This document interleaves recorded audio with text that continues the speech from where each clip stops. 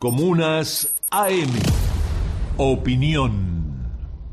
Doña Rosa ya tiene un oponente histórico, porque si bien ahora lo voy a describir, viene de hace mucho tiempo. Es un contrincante oscuro. Es el hombre de paja.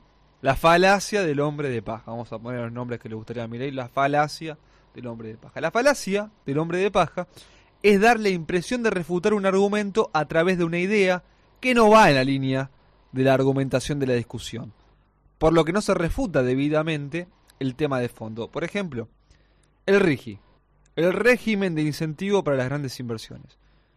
Uno puede decir, bueno, el RIGI es negativo porque no deja nada al país.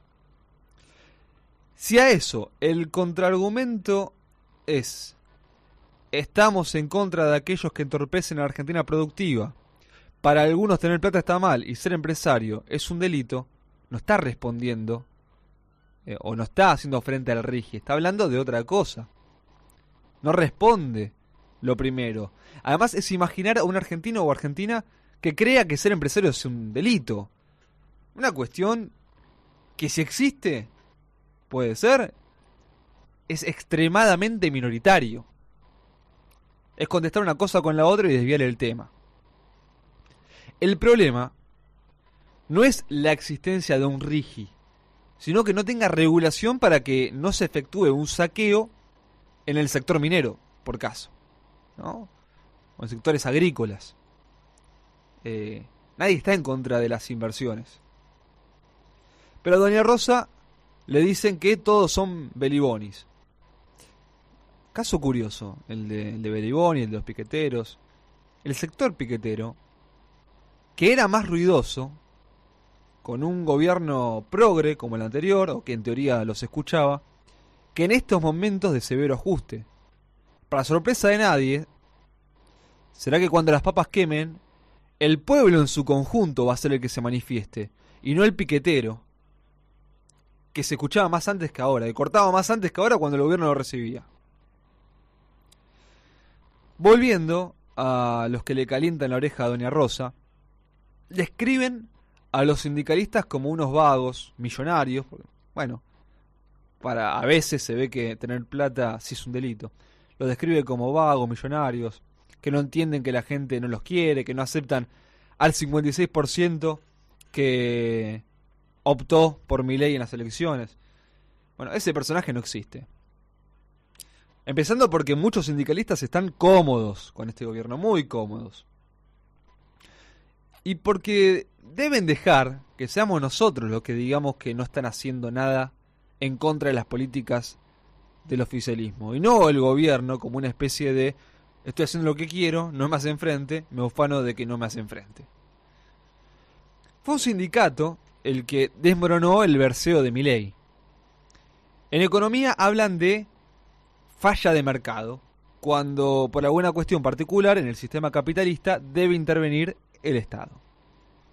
El 99% de economistas liberales, no estoy diciendo los liberales, cree eso. Cree que solo aparece el Estado cuando hay falla de mercado. Pero el presidente va todavía más allá. El presidente y algún otro que opina lo contrario, el 1% de los economistas liberales, dice que no existe tal falla de mercado. De hecho, dio muchas entrevistas asegurando eso. Inclusive, el 17 de enero en Davos, este marginal que tenemos en el sillón de Rivadavia les explicó a todos los economistas allí reunidos que estaban equivocados.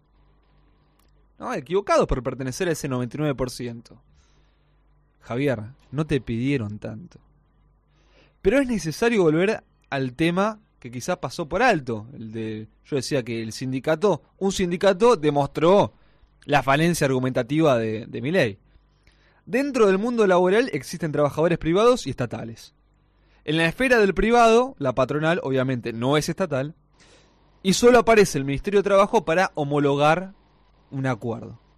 Es decir, el Estado no puede avalar que un trabajador esté en una fábrica 22 horas por día porque tiene regulaciones contra la explotación, ¿no? Por ejemplo. Por tanto, si las partes, sindicato y patronal, llegan a un acuerdo para que los trabajadores estén 22 horas en sus puestos laborales, es el Estado el que no lo puede homologar, porque está violando otra reglamentación. Ahora, si entra en un régimen que no viola ninguna regulación del trabajo, bueno, homologarlo por parte del Ministerio de Trabajo debiera ser un hecho plenamente administrativo. Suele pasar que no dan fecha, que se retrasa la audiencia. Ahora, se juntan las partes, cumple todas las cuestiones reglamentarias, no hubiera ningún derecho laboral que tenga el Estado argentino. Bueno, eso se homologa.